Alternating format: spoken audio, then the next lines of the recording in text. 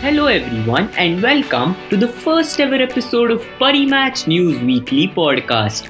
I am Sarthak Karkhanis and this is a podcast where you will get all the updates from the world of sports as we discuss the news and events from the week gone by and preview the ones in the upcoming week. So let's get it started with the news from the world of cricket. India met Australia in the third T20I but unfortunately lost the game but won the series 2-1. Virat Kohli's half-century fell short as Matthew Wade and Glenn Maxwell saved Australia from a whitewash in a nail-biter. India's streak of 10 consecutive wins in T20 internationals came to an end after losing the final T20 game to Australia by 12 runs at the SCG. Virat Kohli smashed a blistering knock of 85 runs in the second innings but still fell short as he ran out of partners at the other end as Matthew Wade and Glenn Maxwell's half-century were the match-winning performances for Australia along with Mitchell Swepson's 3 for 23.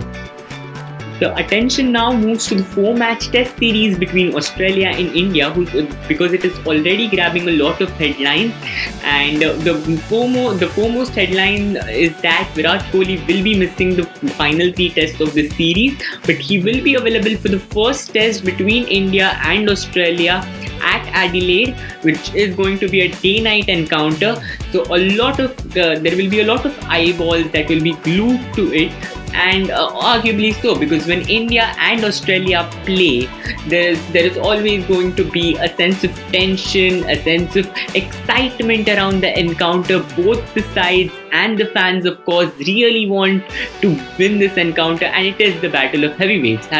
India having won the previous test series in Australia in the 2018-19 summer, they are high on confidence, but they will be without their skipper, who is going to come back to India due to the birth of his first child with Anushka Sharma, and that's because India and that's what is going to hurt India on the field, because what is happening is now that Virat is not in the playing 11 for the last 3 tests against Australia. It is going to be Ajinkya Rahane who will be leading the side, and other than that as well, the captaincy is one thing, and of course Virat is a run machine. He is going to put up inspired performances whenever he's on the field. So he's going to be a major miss for India in this test series. Coming to the other squad selection, India have a tour game before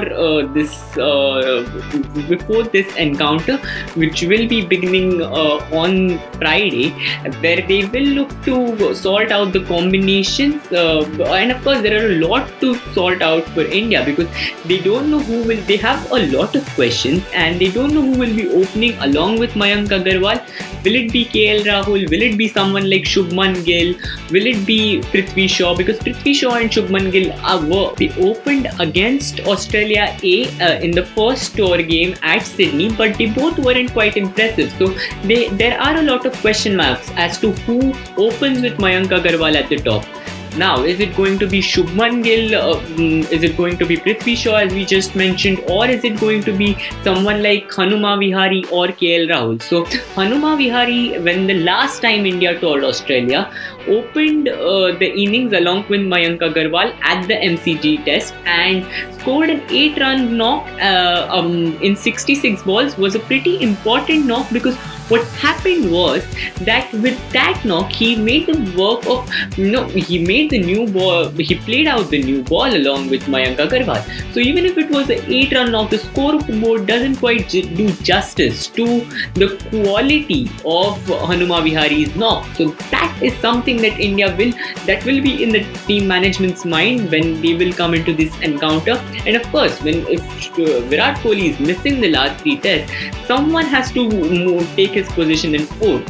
Then you have candidates like Shubman Gill and KL Rahul who can take his position there in the upcoming in the last 3 tests. So there's no someone there has to be a plan for to replace Virat Kohli in the final 3 tests as well. So the batting order is something that will bother India, because at the moment there is only Mayank Agarwal, Chiteshwar Pujara, Ajinkya Rahane and Virat Kohli in the first test. These 4 players who are certain. Other than that, you don't know who's the opener, who will be number 5. So there are a lot of questions for India to answer. Then there will be a question of the third teamer role. Who will be bowling along with Jasprit Bumrah and Mohammad Shami, because Ishant Sharma is injured and that's why he is going to miss the first 2 tests. That's what we know as of now. So he is going to miss the first 2 tests. So we know that Ishant Sharma is not going to be there.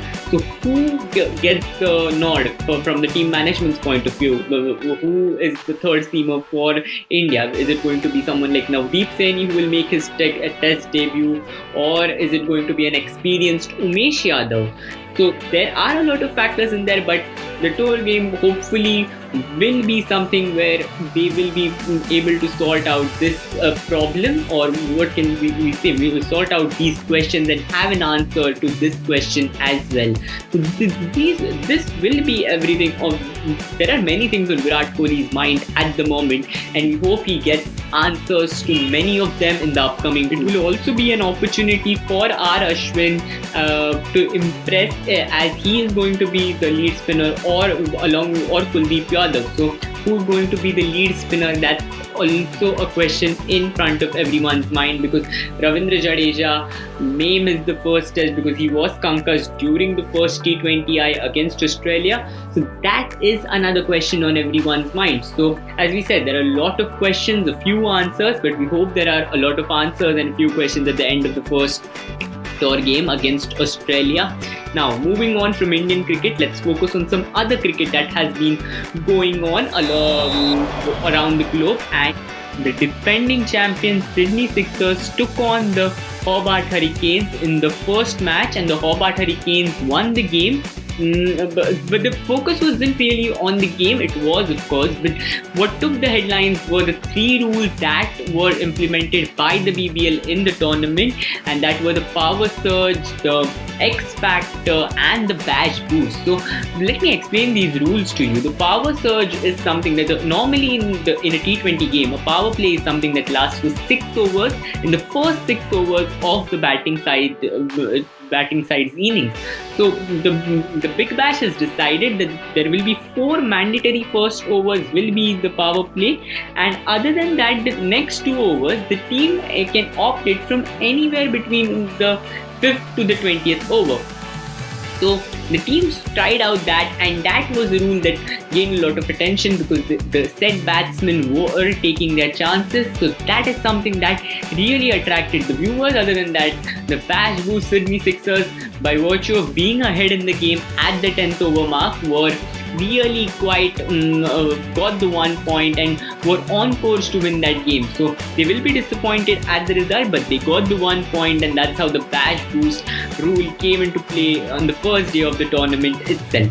Other than that, there's of course the X Factor rule, as both the teams decided against not using that rule, or not playing the 12th man. So we didn't quite get to see the advantages or the disadvantages of that rule. Moving on from the BBL, there's going to be the second test between New Zealand and West Indies at Wellington.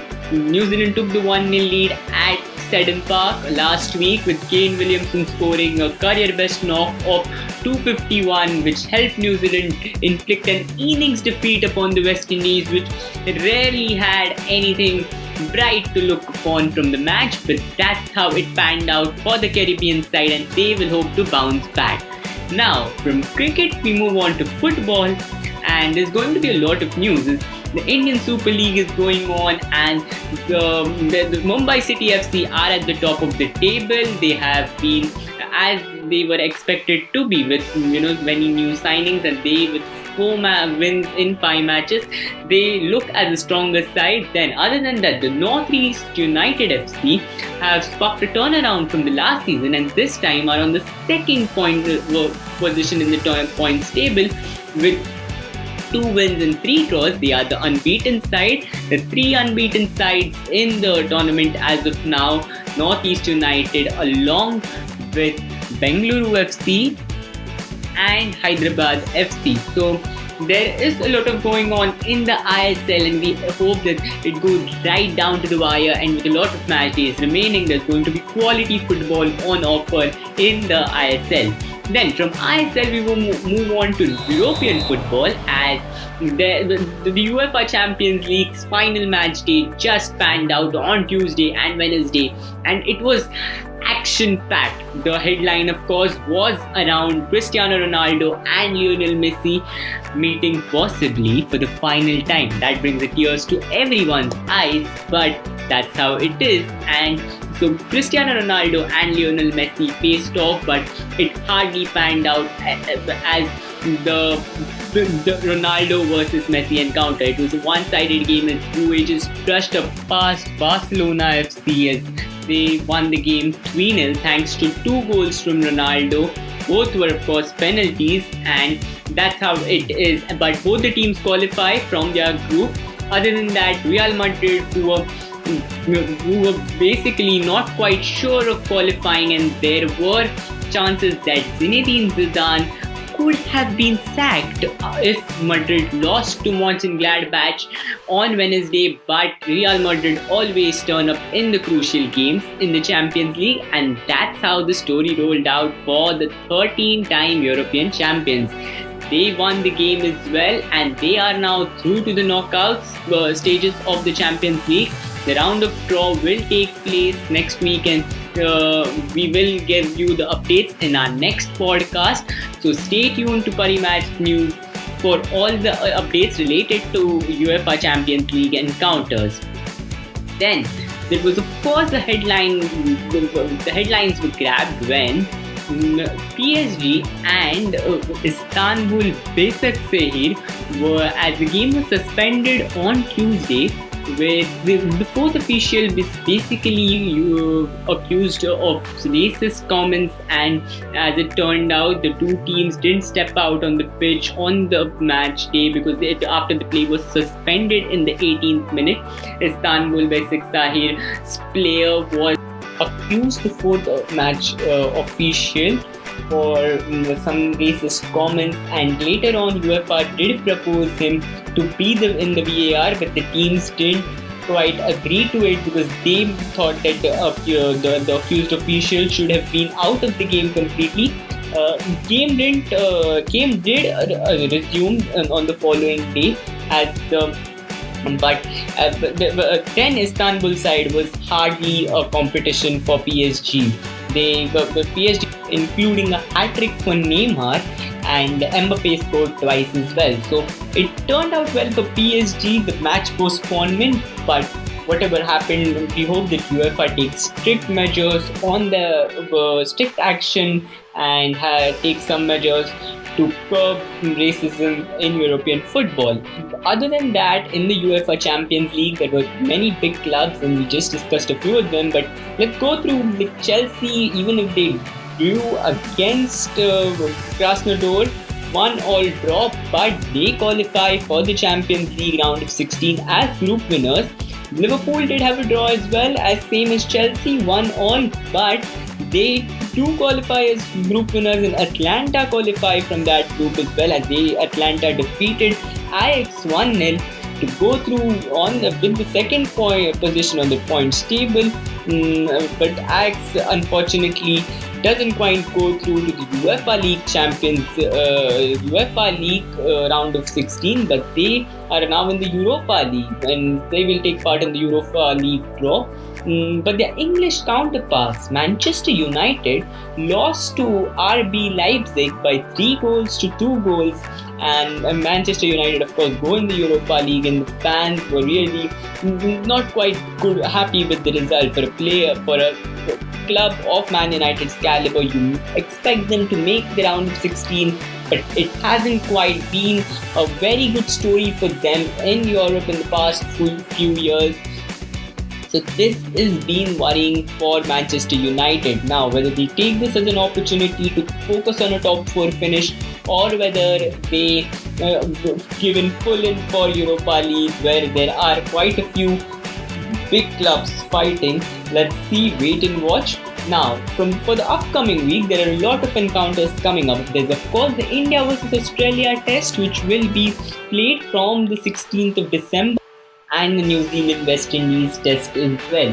In football, there's going to be plenty of big games. There's going to be Saturday, there's going to be a Manchester derby, and both the teams, United and City, will be looking to be in a very fierce competition, as it is always going to be. It's the Manchester derby, the stakes are always high, the position on the points table are similar as well, and as surprising as that may sound to you, City are actually below United because they have endured not so good start, but they are coming into their own in the past few games. So City at 18 points, United at 19 points. So it is neck and neck right now in the points table, and whoever wins this derby will be able to just edge the opponent out in the game as well as in the points table. So there is of course a lot at stake in the Manchester derby.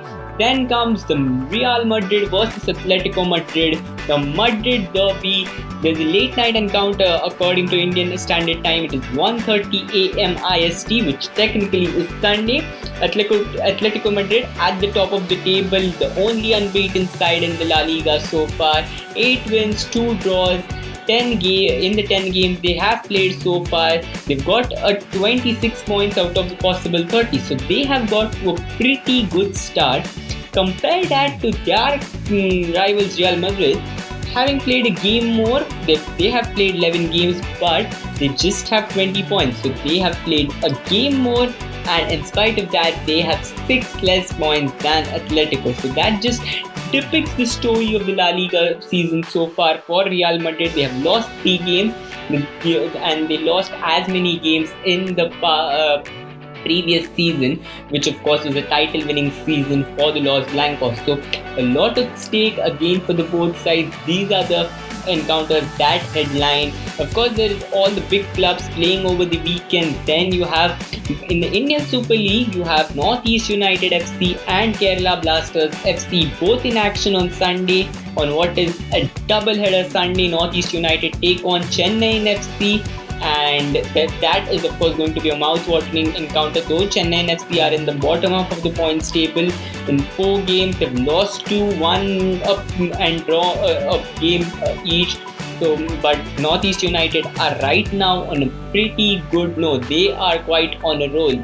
So that's a team that will be going in as favourites for this encounter. There's the South Indian derby, Bengaluru FC versus Kerala Blasters FC. This expects to be a mouth-watering encounter again. Bengaluru FC at the 4th position, Kerala Blasters FC at the 9th position. They've just got 2 points, have been winless in the season so far, and that's not quite how you expect Kerala Blasters FC, the superweights of Indian football, to be in that position. But that's how it is for Kerala Blasters right now, and they will hope to turn around their season as soon as possible. That's it from our first podcast. I hope you liked it. Do share it with your friends and every sport fanatic. That's it from the first podcast from Parimatch News Weekly, and I sign off for today. Do join us next week on Friday as we give you updates from the world of sports. Tata.